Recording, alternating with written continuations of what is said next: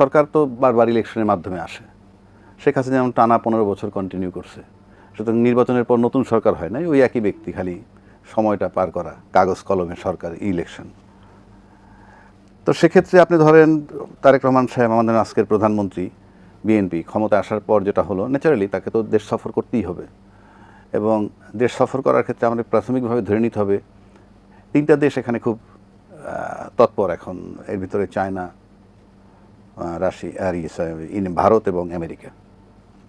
এখন প্রশ্ন হচ্ছে যে এই যে আমাদের যেটা ভাই বললেন, হুমায়ুন সাহেব বলছেন, সে তো রাইটলি সেইড, আমার একটা স্বাধীন দেশ, স্বাধীন পররাষ্ট্রনীতি, তো সেই ক্ষেত্রে আমি স্বাধীনভাবে আমার যেই দেশে আগে আমার ইচ্ছে আমি সেই দেশে যাব, কার সাথে কি চুক্তি করব বা কী করব, অবশ্যই সেটা আমার দেশে কে ভিজিট করবে আগে। এখন প্রশ্ন হইতে পারে আগে ভিজিট করলে কি আর পরে ভিজিট করলে কি। আবার যদি আপনি ধরেন যে উনি আগে চায়না যান নাই, আগে মালয়েশিয়া থেকে চায়না যাচ্ছেন, এখন যদি আপনি ওইভাবে আসেন, আমার ব্যক্তিগত ধারণায় আপনি 10টা দেশ ঘোরেন, কিছু আসে যায় না, কিন্তু চীন আর ভারতের ক্ষেত্রে ভারত প্রত্যাশা করে আগে আমার এখানে আসবে, চীন প্রত্যাশা করে আগে আমার এখানে আসবে। কেন?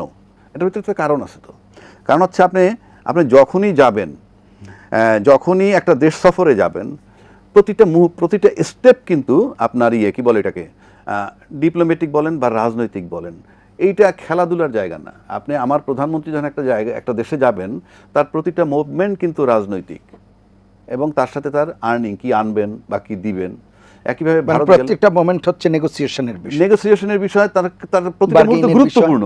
এখানে কোনো ক্রামবোর্ড খেলতে যাইতেছে না যে আমি এখানে গিয়ে একটু ক্রামবোর্ড খেলে চলে আসবো, নো। সেক্ষেত্রে আগে যাওয়ার তাৎপর্য আছে, কারণ আপনি তো কিছু কাজ করবেন, তো কাজ করলে আপনি কিছু কমিটমেন্ট দিবেন, কমিটমেন্ট নেবেন।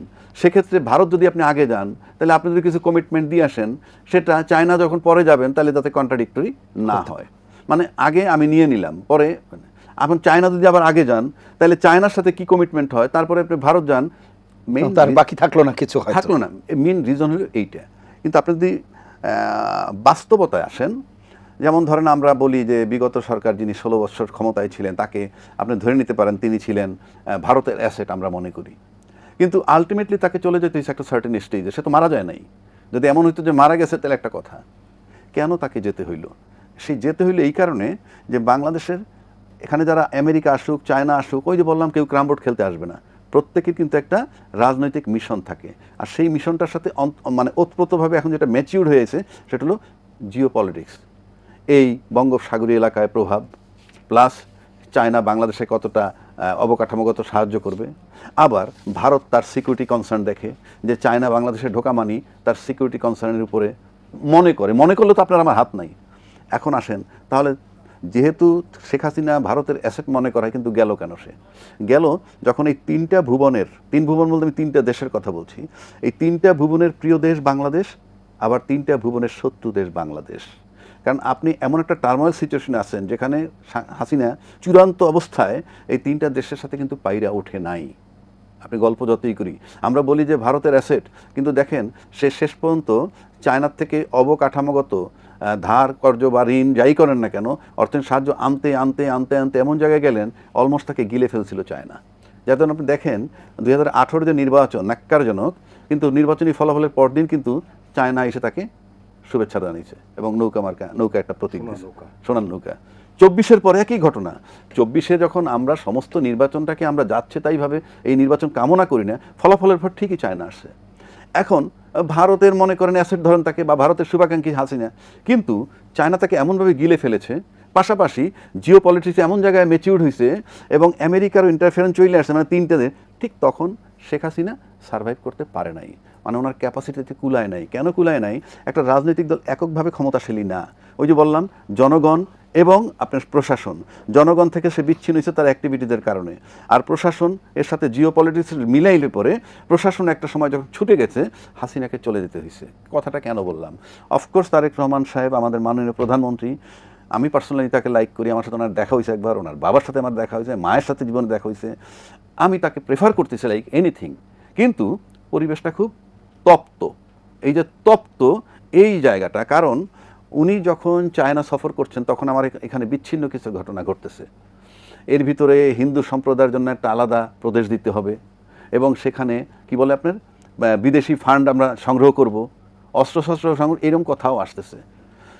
কিন্তু আমরা একটাবার জিজ্ঞাসাবাদ করি নাই তাকে, আপনি যখন একটা হিন্দু রাজ্য করতে চান, ওখানে তো মুসলমানও আছে, তাহলে একে সরাবেন আর অন্য জায়গার হিন্দু এখানে আনবেন। এটা আপনি একটা স্বাধীন দেশে যে কথাটা বলতেছেন, সেখানে কিন্তু সে আনসারেবল না, তাকে কেউ প্রশ্ন করতেছে না। মানে এই জায়গাটা আমার কাছে দুঃখজনক। এক, দুই হচ্ছে আপনি প্রধানমন্ত্রী, আজকে উনি চায়না গেলেন, যেটা উনি বললেন যে জিয়াউর রহমান সাহেব কিন্তু চায়না গেছেন, বেগম খালেদা জিয়াও চায়না সফর করছেন। আজকে যদি আমরা ওইভাবে চিন্তা করি, ভারতের অ্যাসেট শেখ হাসিনাকে ধরেন, তাহলে কিন্তু আমরা ইউনুস, খলিল, পরিষ্কার তাদেরকে আমরা আমেরিকার অ্যাসেট ধরতে পারি, পরিষ্কার, কোনো সন্দেহ নাই, আমেরিকার অ্যাসেট। তো আমেরিকার অ্যাসেট যদি তাকে ধরি, আর সেক্ষেত্রে আমেরিকা এবং তারেক রহমান সাহেব আমাদের প্রধানমন্ত্রী, তাকে যদি বাপ মাস, খুব টাফ একটা টাইমের মধ্যে আমাদের প্রধানমন্ত্রী আছেন। তো আমরা চাইবো এইখানে, আমরা যেহেতু দেশের স্বার্থ দেখতেছি, সেক্ষেত্রে আর ওভারনাইট যদি আমরা কোনো অর্থনৈতিক সুবিধা পাইতে হয়, তাতে আমার চায়না দরকার। আর চায়নাত কারোর সাথে ফিনান্সিয়াল আসপেক্টই চায়না খুব বেশি ইনভলভ হয়। তো সব কিছু মিলে যাতে চায়না, আমেরিকা, ভারত, তিনটা দেশের সাথে ব্যালেন্স করে প্রধানমন্ত্রীর সারভাইভ করা, আমি মনে করি অনেক অনেক অনেক রিস্কি এবং চ্যালেঞ্জিং। তো সেক্ষেত্রে আমি মনে করি যে আমরা দেশ সবাই যদি ঐক্যমত্য থাকি, বা মনে করি যে ওনার সফরটা জাস্টিফাইড টুয়ার্ডস চীন, যদি if it is a fact আমরা ধরে নিই সবাই, বা উনি এসে যদি ব্রিফ করেন, তারপর আমার কাছে মনে হয় সবার ঐক্যমত্য হয়ে এটা কোঅপারেট করা দরকার। আর যদি উনি নন কোঅপারেট থাকেন, কারণ উনি এখন, ওনার কিন্তু দুইটা যন্ত্রণা, একটা ইন্টারনাল আর এক্সটার্নাল। এক্সটার্নাল বললাম ত্রিভুবনের প্রিয় শত্রু, প্রিয় দেশ বাংলাদেশ, শত্রুও বাংলাদেশ। আর ইন্টারনালি উনি দুইটা প্রেশারে পড়লে ওনার জন্য ক্ষতি, চাপ। সুতরাং আমরা যদি ইন্টারনালি যদি উনি ম্যানেজ করতে না পারেন, এই যে একটা কথা বললাম হিন্দু স্টেট বানাইতে চায়, যে কথাটা বলছে, এটা কিন্তু ইন্টারনাল প্রবলেম। আপনার ঘরের শত্রু বিভীষণ, আপনি ঘরেও জ্বালায় থাকবেন, আর ওইদিকে তিনটা ভুবনের চাপে থাকবেন। হিন্দু স্টেটের কথা বলছে, এতে গভর্নমেন্টের পক্ষ থেকে খুব একটা প্রপারলি নেওয়া, আমি তো দেখছি না, কারণ এটা তো সিরিয়াসলি সংসদে আলোচনা হওয়ার কথা আমি মনে করি। তারপরে কিছুদিন আগে জাহিদ সাহেব গেছিলেন ইয়েতে, সেখানে তাকে হেনস্থ করা হয়েছে, এইসব বিষয়, সেটাও সংসদে আলোচনা হওয়ার কথা। এগুলো সিরিয়াস আলাপ, সেটা না কইরা আমরা সংসদে আলোচনা করি কার কাঁথা কম্বল নাই, তা কার কি নাই, আবার সেটাকে আবার আর সরকারি দল স্যাটায়ার করে, হ্যাঁ আমি একটা ওয়াশিং মেশিন কিনে দিব, তো আপনি একটা মাইক্রোওয়েভ কিনে দিবেন। এখানে যে আন্তরিকতার দরকার ছিল, যে যারা মাইক্রোওয়েভ চাইছে তাদের বলা উচিত, ইয়েস আপনারা চাইছেন ঠিক আছে, বাট এটা প্রপার জায়গা না, আপনারা পিডব্লিউডি মানে কি বলে গণপূর্তর কাছে চান, এটা বলা উচিত ছিল। আমরা ওখানেও স্যাটায়ার করি, এটা ভালো না রাষ্ট্রের জন্যই। আপনারা এখন ইউনাইটেড হওয়ার সময় যদি ইউনাইটেড না হইতে পারেন ভাই, আবার যে ওনাদের পথ পরিষ্কার রাখতে গিয়ে আমরা ক্ষতিগ্রস্ত হই কিনা সেইটা, সে কারণে হয়তো চায়নাকে নিয়ে তারা ভারত কনসার্ন থাকতে পারে। কারণ আজ থেকে তিস্তা মহাপরিকল্পনা তাকে দেওয়া হয়, তাহলে চিকেন নেকের খুব কাছে, এটা আমি ভারতবাসী হলে আমি এটা চিন্তা করতাম, সেটা করতাম না যে তা না, কিন্তু এইগুলোকে সব কিছু মিলিয়ে ওভারকাম করতে হবে। সেখানে ভারতেরও চিন্তাভাবনা করতে হবে কিভাবে ওভারকাম করে তারা, সেই সুযোগ বা সেই আলোচনাটা করা দরকার। আবার চায়নার সাথে আমাদের সম্পর্ক জোরদার করার আরেকটা বড় কারণ যে রোহিঙ্গার যে সমস্যা, সেটিও, রোহিঙ্গার সমস্যার চেয়েও আপনি মনে করেন যে আপনি দেখেন চায়না আমেরিকা একটা রিলেশন এখানে, আচ্ছা চায়না ইন্ডিয়া একটা রিলেশন, তারপর আবার ইন্ডিয়া আমেরিকা রিলেশন, আর বাংলাদেশ তো কমন। বিষয়টা কিন্তু কঠিন এবং জটিল, দেখা যাক কি হয়, হোপ ফর দ্য বেস্ট। এখন আসেন আপনি আওয়ামী লীগ প্রসঙ্গে, আওয়ামী লীগের ফেরা না ফেরা, আপনি যদি লক্ষ্য করে দেখেন যে এই আওয়ামী লীগ যখন সৃষ্টি হয়, তখন কিন্তু পাকিস্তানে ক্ষমতায় ছিল মুসলিম লীগ, পাকিস্তান মুসলিম লীগ, এবং সেখানে একটা দল বানানো হলো পূর্ব পাকিস্তান আওয়ামী মুসলিম লীগ। তারপরে সেটা শর্টকাট কইরা পূর্ব পাকিস্তান আওয়ামী লীগ করা হইলো। দেশ স্বাধীনের পর আমরা আসলাম বাংলাদেশ আওয়ামী লীগ। এটা শর্টে কেন বললাম, এই বাংলাদেশ আওয়ামী লীগ যখন হওয়ার প্রেক্ষাপটে তারা শত্রু হিসাবে যারা পাইলো, এই বাংলাদেশ আওয়ামী লীগ করার জন্য তো বাংলাদেশ বানানো লাগছে, সেই বাংলাদেশ বানাইলাম 71 দিয়ে, সেই তখন যারা বিরোধিতা করছিল তাদেরকে আমরা বলি জামাত বা অপশক্তি বা স্বাধীনতার বিরোধী শক্তি। আবার ক্ষমতা আসা মানে 71 সালের পর বঙ্গবন্ধুরে কিন্তু সপরিবারে হত্যা করা হইল।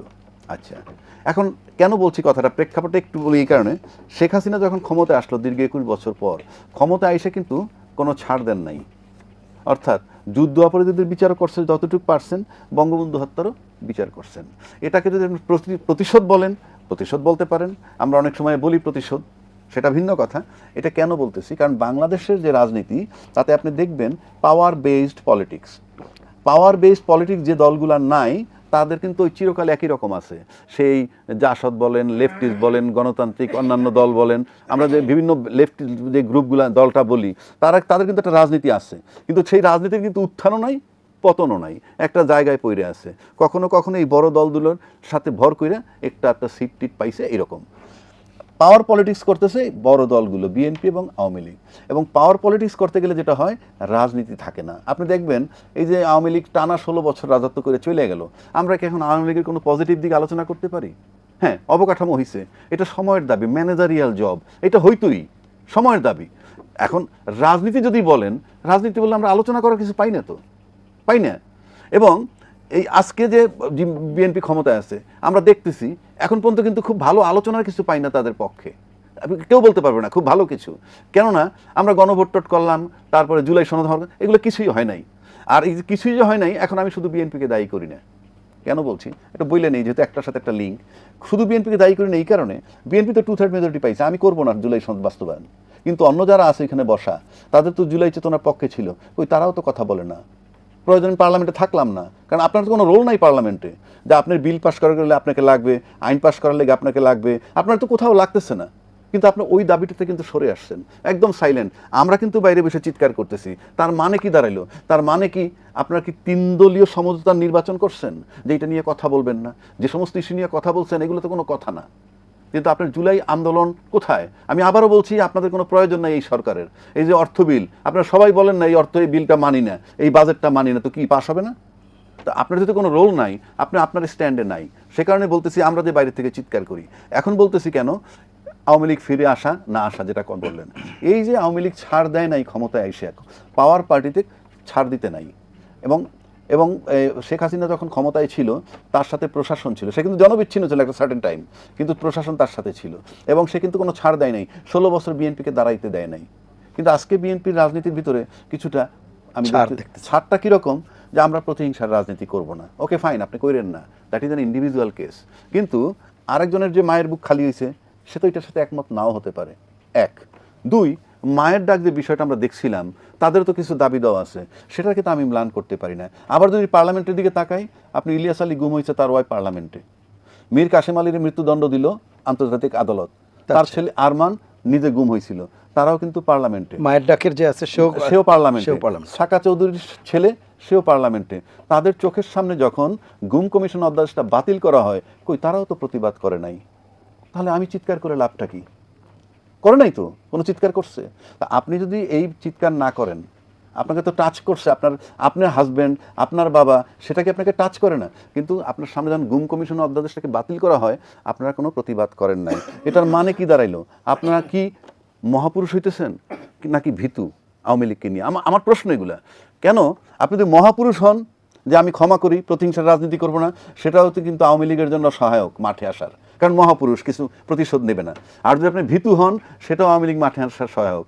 আবার সরকারের তরফ থেকে একজন উপদেষ্টা কি বলতেছে, যে স্থানীয় সরকার নির্বাচনে আওয়ামী লীগের বাধা নাই, কারণ ওখানে প্রতীক দিয়ে নির্বাচন হবে না। আরে প্রতীক দিয়ে যখন নির্বাচন হবে না, তখন আবার আপনার বলার দরকার কি যে আওয়ামী লীগ নির্বাচন করতে পারে, বাধা নাই? তাহলে আপনি কার্যক্রম নিষিদ্ধ করতেছেন, আবার এখানে বলতেছেন সে আসুক, তাহলে জিনিসটা কি দাঁড়ালো? সবই তো আওয়ামী লীগের সহায়ক আপনাদের বক্তব্য। তা সব যদি আপনার সহায়ক হয়, আর ওইদিকে বিজিবি, পুলিশ, আর্মি সব নামাইলেন, এমন কি হয়েছে? আপনি তো কেউ চায় না আওয়ামী লীগরে, আপনার জামাত চায় না, তো এনসিপি চায় না, বিএনপি নিজে চায় না, তাহলে তারা নামবে কেমনে? প্রশাসন যদি সাথে না থাকে, তার তো কোনো শক্তি থাকে না। তাহলে এত ফোর্স নামাইয়া আপনারাই তো ক্লিয়ার করতেছেন আওয়ামী লীগ মাঠে আছে এবং আওয়ামী লীগ অনেক শক্তিশালী। আবার সরকার বলতেছে স্থানীয় নির্বাচন করতে পারে, আবার বলতেছেন আমরা প্রতিহিংসার রাজনীতি করব না। সব কিছু মিলে আর 16 বছরের গড়া প্রশাসন, আপনি টোটালটা আপনি কি মনে করেন আওয়ামী লীগের বিরুদ্ধে? আমি তো মনে করি না। কারণ আপনাকে ক্ষমতায় থাকতে হলে যদি ওইভাবে থাকতে চান, 16 বছর তো পরের কথা, প্রথম 5 বছরে আসেন। শেখ হাসিনা তো 16 বছর ছিল ক্ষমতায়, কাউকে দাঁড়াইতে দেয় নাই। বাংলাদেশের যে ধারা, ঠিক একই কায়দায় আপনাকে দাঁড়াইতে হবে। আপনি যদি মহাপুরুষ হন, ভীতু হন, ইয়েস, খুব অচিরেই আপনি ক্ষমতা থেকে চলে যাবেন, নট দ্যাট, আমি সেটা মিন করি নাই, কিন্তু মাঠে চলে আসতে পারে, কারণ আপনারাই সুযোগ দিচ্ছেন, আপনারাই ডাকতেছেন, আপনারা মহাপুরুষ, আপনারা নির্বাচনের সুযোগ দিচ্ছেন। আবার আজকে দেখলাম উপদেষ্টা আকবর রায় বলতেছে আওয়ামী লীগ নিষিদ্ধ হবে কিনা সেটা কোর্ট সিদ্ধান্ত নেবে, আইসিটি। আরে ভাই, এটা তো বলার প্রয়োজন নাই। আপনি কেন, আমি বলতে যাব কেন? এই কথাগুলো আমার কাছে জানি কেমন মনে হয় যে প্রধানমন্ত্রীর যে বর্তমান দল, এই দলের ভিতরে এমন কিছু লোক আছে যারা তাকে ইন্টারনাল প্রবলেম তৈরি করতেছে। এক্সটার্নাল তো আমরা আছি, ত্রিভুবনের প্রবলেম তো আছেই, আবার আমার এক্সটার্নাল প্রবলেম, এইগুলোর থেকে পরিত্রাণ পেতে হবে। এবং আমি মনে করি চীন থেকে ফেরত এসে ওনার কতগুলো কঠিন কাজ করতে হবে, বিশেষ করে শক্ত হাতে প্রশাসন ধরতে হবে এবং এই জায়গাগুলো তাকে অ্যাড্রেস করতে হবে এবং এগুলো সংসদে উপস্থাপন করতে হবে। যেটা বললাম, এই হিন্দু প্রদেশ বলেন, তারপরে আপনি দিল্লিতে জাহিদ সাহেব কি বললো এসে, আপনি আপনি এটা প্রকৃত অর্থ, কারণ জাহিদ সাহেব কী বলছে 2.5 ঘন্টা আমরা কিন্তু আদৌ জানি না এখন পর্যন্ত। সুতরাং এইগুলো ক্লিয়ার করতে হবে, ক্লিয়ার করলে সেই মোতাবেক আমরা অ্যাড্রেস করব বা রাষ্ট্র অ্যাড্রেস করবে, করা উচিত। কিন্তু এখন পর্যন্ত যে আলামত আমি দেখতেছি, বিএনপির আওয়ামী লীগ যে 16 বছর যে কঠোর হস্তে যেভাবে দমন করছে, আমি তার কোনো সিমটম দেখি না। প্লাস তার সাথে তাদের যে বক্তব্য, সব কিছু মিলাইলে একটা দুর্বল জায়গায় এই আওয়ামী লীগের মতো স্ট্রং সরকার হতে এখন পর্যন্ত পারেই নাই, সামনে পারবে কিনা সেটা আমার সন্দেহ। মানে আওয়ামী লীগ তাদের। আচ্ছা, এখন আমরা এই যে জুলাই আন্দোলনের পরে 5ই আগস্টের পর থেকে নিয়ে এ পর্যন্ত কি দেখলাম, যে আপনি প্রশাসন ঠিক করা, পুলিশ বাহিনীকে ঠিক করা, কোনো কিছুকে আমরা ঠিক করতে দেখেছি? আমরা কিন্তু দেখিনি, একটার পর একটা দেখিনি। এখন বিএনপি এসে আবার আপনি বলতেই পারেন, হ্যাঁ আমি নিজেও বলি যে মানে অতি উদারতা দেখাচ্ছে, অনেক ক্ষেত্রে অতি উদারতা। এই যে ভাই যেটা বললেন যে ইলিয়াস আলীর যে যিনি হারিয়ে গেছেন, তার ওয়াইফ কি বলবেন যে তার আপনি ক্ষমা করে দিলেন, তার ওয়াইফ কি এটা ক্ষমা করেছেন? আপনি তো আরেকটা ইনজাস্টিস হয়তো চাপিয়ে দিচ্ছেন। এখন আবার মাননীয় প্রধানমন্ত্রী হয়তো বলছেন যে তার যারা কোমরে ব্যথা দিয়েছে তিনি কারো উপরে প্রতিশোধ নিতে চান না, তাহলে তো এটা অনেক দূর পর্যন্ত গড়াবে। কথাটা কিন্তু আবার রাজনৈতিকভাবে ঠিক। আপনি প্রতিশোধের রাজনীতি আমাদের কতদিন চলবে? এই প্রতিশোধ শেখ হাসিনা নিতে চেয়েছেন বলেই কিন্তু এই সমস্যাগুলোর সৃষ্টি হয়েছে, সামাজিক জুটবদ্ধতা নষ্ট হয়েছে বাংলাদেশের। একটা পর্যায়ে এসে আপনাকে থেমে যেতে হবে, তার কারণ বাংলাদেশের ইতিহাস আমরা তো এগিয়ে নিয়ে যেতে হবে। বাংলাদেশের ইতিহাসকে আমরা আবার যদি ঠেলে পিছনের দিকে নিতে থাকি, তাহলে এই মারামারি কোনোদিন শেষ হবে না। এই জয় বাংলা, বাংলাদেশ জিন্দাবাদের যে মারামারি, বাঙালি জাতীয়তাবাদ, বাংলাদেশি জাতীয়তাবাদ, এটার যে মারামারি, এর থেকে আমাদেরকে একটা না একটা পর্যায়ে এসে বের হতে হবে। আর যদি এটা চলতে থাকে এভাবে, ওকে ফাইন, আমাদের তো বয়স চলে গেছে, আমরা তো কয়দিন পরে কবরে চলে যাব, নতুন প্রজন্ম কি করবে? তাদেরকে এটা চিন্তা করতে হবে, সবাইকে চিন্তা করতে হবে। এখন আওয়ামী লীগের প্রসঙ্গে আপনি আসেন। আওয়ামী লীগকে যদিও একজন মন্ত্রী নাকি আজকে বলেছেন যে এটা তো আওয়ামী লীগ না, আপনি বলেন নিষিদ্ধ সংগঠন। হ্যাঁ, আমি বলছি এটা নিষিদ্ধ সংগঠন। গতকালকে 23শে জুন আওয়ামী লীগের প্রতিষ্ঠাবার্ষিকী ছিল। আমি জানি না মৌলানা ভাসানী 1949 সালে কেন এই দলটি পলাশী দিবসে তৈরি করেছিল, যেদিন নবাব সিরাজউদ্দৌলা পরাজিত হয় এবং ভারতের স্বাধীনতার সূর্য মানে অস্তমিত যায়, ইংরেজরা এই দেশটাকে দখল করে। এই দিন কেন মৌলানা ভাসানী দলটিকে তৈরি করেছিল আমি এখনো এটা জানি না। না, এটা মিলে যাওয়ার কোনো ব্যাপার না। মৌলানা ভাসানীকে তাহলে কি আপনি কি বলবেন যে উনি একজন গবেট ছিলেন? উনি তো গবেট ছিলেন না, উনি একজন সিজন পলিটিশিয়ান ছিলেন। তাহলে কি বলবো যে উনি অবচেতনভাবে করেছেন বা উনি জেনে করেছেন? আপনি এই জায়গাটা এই দিন কোনো একটা দল তৈরি হতে পারে? আচ্ছা, তৈরি হয়েছে, ভালো কথা। আমাদের স্বাধীনতা সংগ্রামে তারা নেতৃত্ব দিয়েছে, ভালো কথা। আপনি তারপরে এসে দলটা করলেন কি, যে প্রতিশোধের কথা বলি। দেখেন, সুতরাং তো আমরা অন্য কোনো দল করিনি। মুক্তিযুদ্ধের পরে 1972 সালে তো অন্য কোনো দল সিগনিফিকেন্ট ছিল না। জাসদ এটা তো এটা স্পিনটার আপনি বলতে পারেন। তখন আওয়ামী লীগকে চ্যালেঞ্জ করার মতো কেউ তো ছিল না। কিন্তু সেখানে শেখ মুজিবুর রহমান করলেন কি, যে একদলীয় বাকশাল চাপিয়ে দিলেন, রক্ষী বাহিনী তৈরি করে 30,000 জাসদ এবং বিরোধী দলীয় নেতাকর্মীদেরকে হত্যা করলেন। এগুলো তো করার কোনো প্রয়োজন ছিল না। মহাত্মা গান্ধী তো এগুলি ভারতে করেননি, জিন্নাও এগুলি পাকিস্তানে করেননি, আহমেদ বেন বেল্লাও এগুলি করেননি, ভিয়েতনামের হোচিমিনও এগুলি করেননি। এগুলো যদি উনি না করতেন তাহলে বাংলাদেশের ইতিহাস অন্যদিকে যেত। এখন এটা যেহেতু করেছেন একদলীয় শাসন ব্যবস্থায়, যে 16 জন গিয়েছে, 4টা সংবাদপত্র রেখে সব সংবাদপত্র বাতিল করে দিয়েছে, এগুলো না করলে তো এই প্রশ্ন আজকে আসতো না।